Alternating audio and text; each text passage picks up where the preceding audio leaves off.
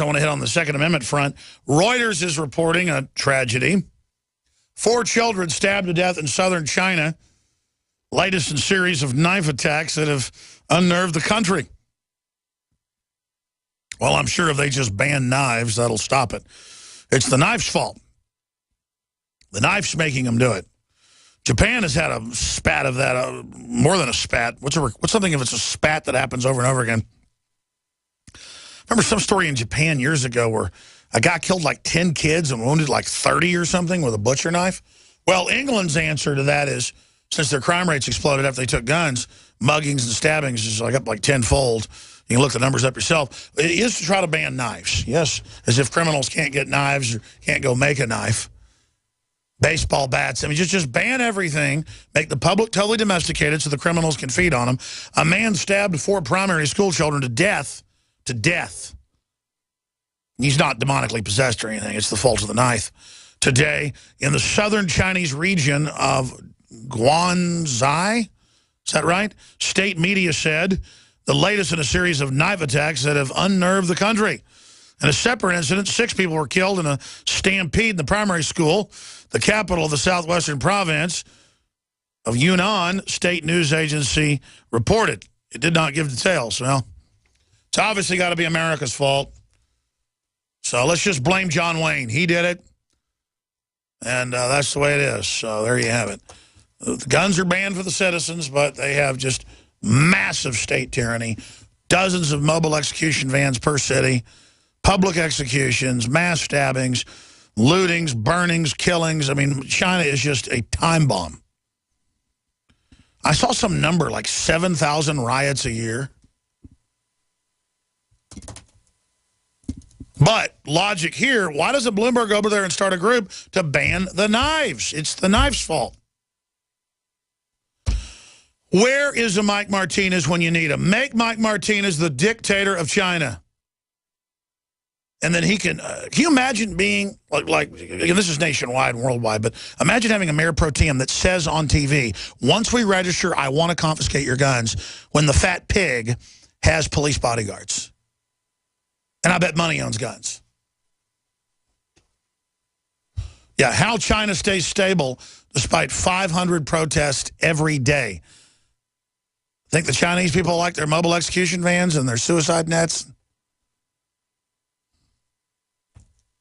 So there's that little tidbit. D.C., we actually have a clip of this. D.C. City Council members decry having to follow Constitution. It's been almost 6 years since D.C. Heller, the Supreme Court case, 5.5 years, and neither D.C. nor Chicago have allowed the concealed carry that you got to jump through all these hoops for. So now the D.C. Council member, let's scroll down and see him, David Grosso, who looks like another trendy know-it-all parasite up there with all these delusional idiots that couldn't even fight their way out of a paper bag or run a shoe shine shop. I mean, I'm telling you. But they know how to wear suits and sit up there at the dais and I don't believe they're going to make us let them have guns. It's terrible. Yeah, it's terrible. You got one of the highest crime rates in the country and that all the government people have bodyguards and waivers and have guns, but everybody else has to be fed on.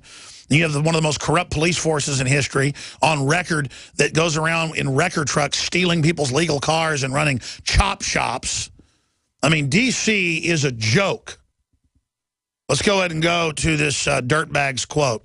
Huge change of course for a city known for its strict gun laws. About an hour ago, the D.C. City Council voted to allow licensed gun owners to apply for a concealed carry permit. News 4's Mark Seagraves live outside the Wilson Building now with more on the implications of this vote today. Mark? That's right, Jim, and the reason we're here today is because a federal judge weeks ago struck down the district's ban on carry permits, saying it was unconstitutional. And then today we learned that U.S. Attorney's Office is no longer prosecuting handgun carry violations until this is all resolved. So the council knew they had to do something. This is not what they wanted to do. The D.C. Council reluctantly voted to allow for residents and non-residents to apply for concealed carry permits. This is always a difficult situation for the District of Columbia when we are put here. We'd like to have much stricter no carry rules at all, and preferably no guns at all, but the courts are ruling against us on this on a regular basis, and if they're not, then the Congress is coming down on us. While the council unanimously approved allowing for carry permits, one issue facing lawmakers that wasn't resolved today is the question whether the names of those who are issued a concealed carry permit should be made public. On that issue, the council members are divided. We should at least give our neighbors and the residents a chance. You know how many hours a day he spends on his hair? Let people, be proud of it if they want to carry a concealed weapon, but at least we'll all know who it is, and we can treat them differently because they have a deadly threat in their possession. I'm uneasy about that. It runs the risk that we're providing a means for somebody to find out who has a gun that then burglarize or rob. Who cares about the confidentiality of a gun owner? We don't want it. While the issue of gun owners' privacy remains up in the air, one thing is clear. Gun rights advocates still aren't satisfied, saying the new law is still too restrictive. Yeah, that's right. We don't live in a country where rights are enjoyed only at the police's pleasure. The court instructed the city to treat the carrying of handguns for self-defense as a right. The city should comply with, not resist, the court's decision, wrote Alan Gura, a lawyer for the plaintiffs. Oh, that's enough. Tells News 4. He plans to... By the way, they got the former mayor of D.C., I guess is still in the council, that showed him creeping along behind the back. I mean, what a group of ne'er-do-wells. What a group of just pathetic people. She's in there with armed guards protecting her and police security at her house, the city councilwoman. It's on record they've all got security in D.C. at taxpayer expense.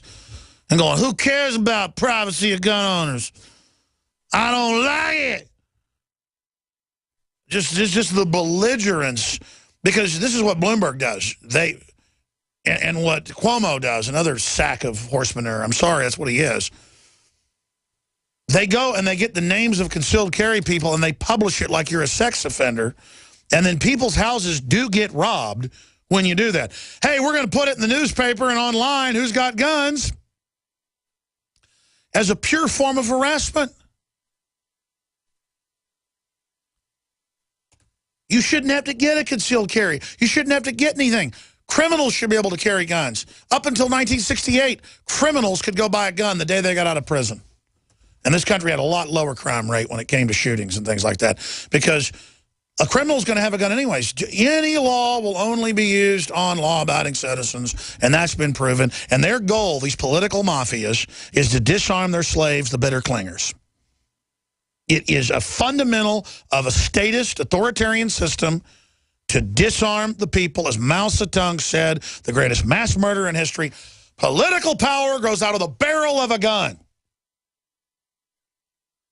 And when you see the belligerence and the arrogance of most of those city council members, and the little fuddy-duddy with his hair all greased back and into himself with his trendy, I'm not against beards. It's just it's the guys that like have them and then they're always the same and they just think they're wonderful, and it's like they have the Holy Grail and he's got his little manicured beard and everything, and he watches The Hangover every night and he's sitting there talking about how horrible it is with his Nelly eyes, like a deer in the headlight, wanting to prey on people, wanting his slaves to be disarmed while he has bodyguards, cops in that room that are armed.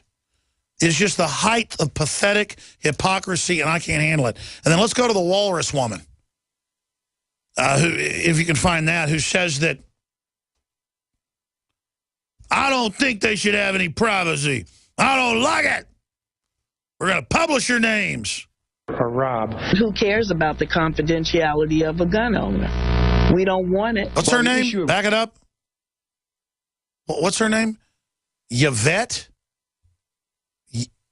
Alexander, D.C. council member, Ward 7. Yeah, she's over mental Ward 7. I mean, let me tell you, I've been in D.C. a lot. It's an open sore. It's a hellhole with gunshots going off at night. Just like Chicago in the areas where you socialists run things. Chicago's a great city, too. I hate to see you run it down into a rat hole. But that's what rats do. Yvette Alexander. Well, we're going to put your name out there, cutesy cake.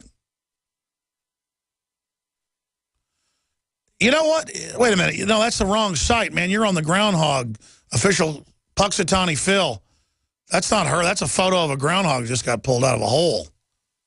Guys, you know, I asked you to go to the D.C. Council members' website, not to a groundhog website. Like, look at that video down there. That's a groundhog. Look at it. Oh, my gosh. Look how little that woman's head is compared to her body. Ho, ho, ho. Teeny Jedi. Actually, is that outside Jabba's palace? That's Punxsutawney's darkest secret. That's Punxsutawney's darkest secret, is that he is secretly a D.C. council person. And the other guy looks like a giant woodchuck or something. Maybe there really are like space aliens that have come to invade, and this is how they're just, trendy, we love you, turn your weapons in. All right, I'm not trying to be funny. I just can't handle it anymore. Russ in the Czech Republic. Russ, good to have you on today.